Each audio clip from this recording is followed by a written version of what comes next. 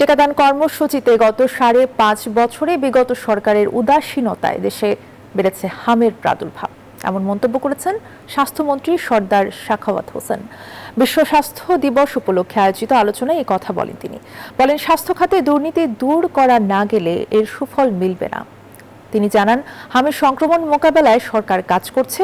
সংক্রমণ প্রবণ ৩০টি উপজেলায় টিকাদান কর্মসূচির কথা উল্লেখ করে তিনি আরো বলেন, আগামী ১২ এপ্রিল দেশের সকল সিটি কর্পোরেশনে একযোগে টিকাদান কর্মসূচি শুরু হবে। ৩ মে সারা দেশে শিশুরা পাবে হামের টিকা। বিগত দুইটা সরকারের একটা বিপর্যস্তকর স্বাস্থ্য কার্যক্রমের ভিতরে থেকে যে ক্রাইসিসটা তারা টিকা সংগ্রহের সৃষ্টি করে গিয়েছে, যাও ছিল তাও দিতে ব্যর্থ হয়েছে 2020-এর পরে, যার কারণে মিজেলসটা মহামারী আকারে দেখা দিয়েছিল।